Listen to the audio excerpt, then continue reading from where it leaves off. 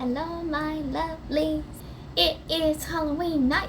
For those of you who don't know me, my name is Jamie, and welcome to my YouTube channel. So it is Halloween night, and I literally just finished, well, almost just finished. I'm minus one book. I did really, really good. As far as my October to-be reads, I read all of them but one, and that one, go figure, was the true crime one. So the vampire hunter, vampire killer, this book right here, is the only one I didn't get to. But every other book I did get to. I only had one, wouldn't really call it a DNF because it's a mixture of different kinds of fairy tales, was the Edgar Allan Poe mixed together. But I am going to go through today. We are going to go through and do my reviews for the month of October with every book that I picked from my TBR jar last month. I'm super excited. I'm so happy that I finally finished these, and this is the first time that I have ever actually stuck to my TBR pile instead of picking up something random. So I am super, super excited and ready to share with you guys my thoughts on all of these books. The first one I started off with for the month of October was Hester. Absolutely love this book. I have not read A Scarlet Letter. This does tie a little bit into it, not much. So the main premise of Hester is that this is about a kind of like a witch. She's not really a witch, but she has a certain kind of power that nobody else really has. And she grows up wanting to be a seamstress. So she goes forward, tries to make a name for herself, and goes to another part of the new world to live out her dream. And then we come across, in this new world, Nathaniel Hawthorne. Go figure. I thought this was hilarious. That whole premise threw me for a loop and really, really surprised me. For those of you who have read The Scarlet Letter and did not like it, you will like this a whole lot better than reading The Scarlet Letter. Not only is the language easier to understand, but it's like, I'm not going to say it's a retelling of it because it's not. I'm not going to go into much further detail than that because I feel like I already gave it too much. So, it is a wonderful story. I fell in love with all of the characters. Isabel is a very strong-headed person, which I really like reading about lately. I know there's a lot of different kind of books that base it around that premise now, because that's what they're trying to do, is make more strong, independent female characters. Go figure. But I absolutely love this. This is the first book I've read by this author.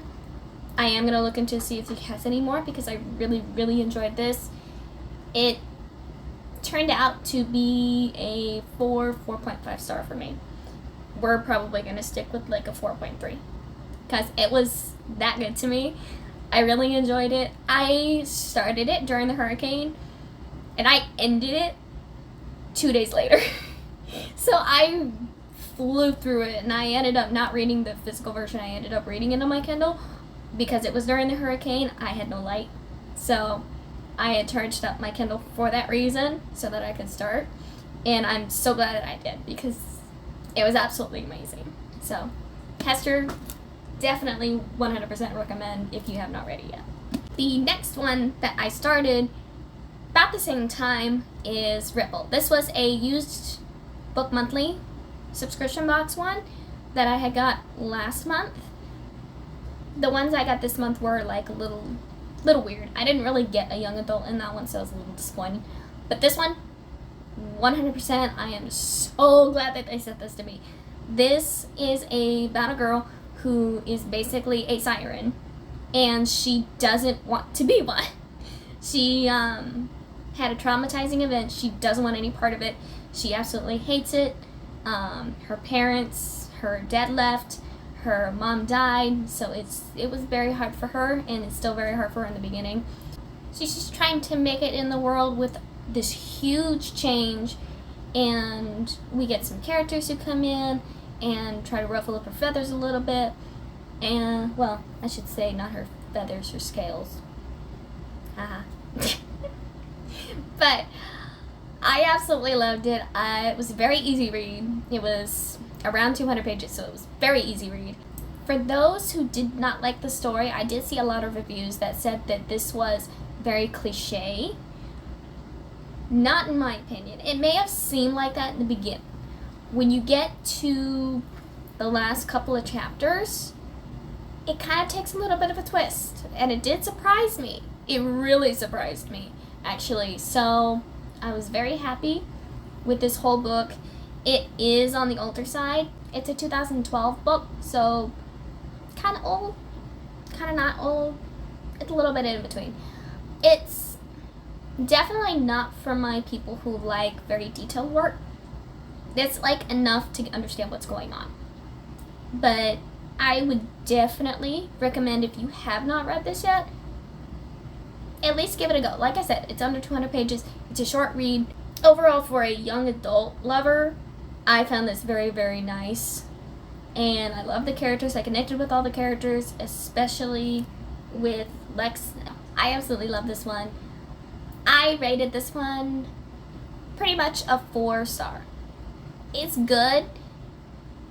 I wish there was a little bit more detail, but not much. It did not need much. It probably needed like a little flutter left in there. But it was really, really good. I'm glad I read it. I'm glad that they sent this to me. And I was kind of disappointed with my last box. I really, really, really hope I get something that I really want in the next one. So that was the second book I read for this month. The third book that I read for this month is Suck It Up by Meehl. It is such an original outlook on vampires. But I've had this book forever. I've had this since high school. I've been wanting to read it. I've never really had the time. And to be honest, I didn't really have the motivation to, because I love my vampire stories. It just seemed like it would have been horrible from the premise. It's basically a teenage vampire. He just turned, like, previous year. And he has to be the outed one for the world. They're basically recruiting him to be the first vampire out there. And he even doesn't drink, like, real human blood. He doesn't even drink animal blood. He drinks, like, a blood substitute. It's not even blood. And they're hoping that that will be better alternative than just introducing a blood-sucking human vampire. So he goes through his story. I absolutely loved the original idea. I really loved it. I loved the characters. You connect with them very, very well. The story had a good plot line to it. It very well progressed. And there's actually a second one to this. I did not know that. It's called Suck It Up and Die. I did not know that they had that one, so I guess I'm on the hunt for that one now. And it's one of the older ones. I can't even find this one anywhere. So I don't know what I'm going to do as far as that goes. I'm just going to have to really, really look and really hunt for it. Go figure. That's the story of my life. But overall, Morning is funny. He tries to make jokes. He wants to be a superhero, which I think is hilarious and very ironic. I rated it a 4.2 because it was good, really, really good. I would have only got it on the simple language. It could have been hyped up a little bit. Very glad that I have had this on my shelf forever and I was just hiding like a 4 to 5 star on here instead of it being a DNF. I would have been mad. I would have been really mad. The next one that I had on this list, I was already skeptical about because I am not a huge fan. This is more like my challenge one. This is such a huge book. The Tales and Poems of Edgar Allan Poe. I do not like poetry. I cannot hardly wrap my brain around it. I like a good fiction. Nonfiction I will read. I'll read it if it's in story form.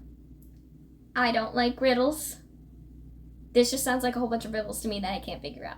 Unless I break it down literally line by line, like I was trained to in high school. And that takes me hours to just do. So I even tried reading a fiction story in this one, and it was the same way. I could barely understand it. I couldn't get through it. I tried multiple different poems in here. I tried 2 fiction stories in here, and I just couldn't. So this is officially just going to sit pretty on my shelf, stay there. Because I tried. It's a collector's one, so I'm gonna keep a hold of it. But he's not a favorite. I know that. And for those of you who like Nevermore, I couldn't even understand Nevermore. This one was the definite DNF for this month, and I kind of already suspected that. So that was not a surprise at all. The last one that I saved the best for last. Because I just finished it literally like 10 minutes ago when I first started filming this. My favorite book of this month was Phantasma. Oh my god. When I mean this, I have never been obsessed with a book series or a book my whole life. I have my favorites. I have the ones that I can read over and over again. But I do not have one where the characters literally feel like family and something where I feel like I need more. Even after the Kindle version, they have a section on there that says if you sign up for the mailing box to get the updates, that they'll give you like a little excerpt of Blackwell's version of the story. This literally has my heart and soul. I intend on reading the rest of these when they come out. And I looked up when Enchantra, the second one of this, is supposed to come out. I kid you not, it comes out 2 days before my birthday. Birthday present to myself.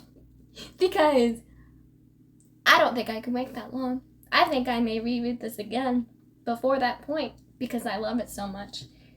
And this thing is chunky too. So it had me reading 100 pages a day on my lunch and after work.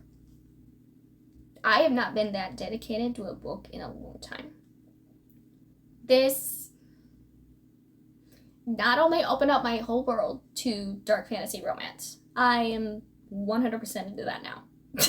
So for those of you who read dark fantasy romance on a regular, please let me know your recommendations because I want more. So, overall rating, this was a 5. And I used to take 5s very lightly. I used to give 5s to everything. I have changed my ratings a little bit, but this is still a 5. I will not get over this for a very long time. And I am so happy that I had the physical copy, but I read it in the Kindle version just because I don't like reading hardcovers. I think they're hard to hold, especially when they're big. Like, this is hard to hold after a certain amount of time. Both Blackwell and Ophelia, I absolutely love them. I love the devils in the story. I loved, the trials. If you love your blood and gore, you did get a little bit of that, like during the trials. So be prepared for that. If you don't like blood and gore, probably shouldn't read it. But the spice, whew, okay. I'm not even gonna go there. I'm already blushing again. Putting all that aside, I am 100% dedicated to this. I loved it. It was a good way to end October, especially for Halloween night, because this is Halloween night. It was a very good way to end it and get the spooky feels. And I'm so happy. But, so this book was about Ophelia, and she has her sister Genevieve. Their mother just died. There's a whole thing going with the house. Ophelia realizes her sister's gone. She thinks that she went to Phantasma. Phantasma is a traveling, kind of like a haunted house trial.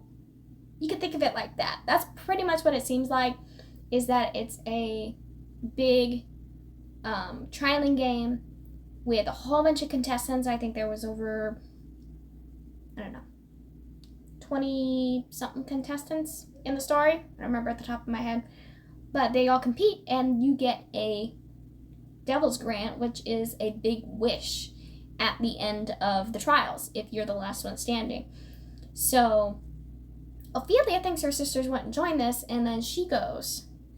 She discovers so many secrets, and we meet Blackwell. I need to say this so that people can understand. This is my first dark fantasy romance. I have not read, I've read erotica and I've read the heavy romance, and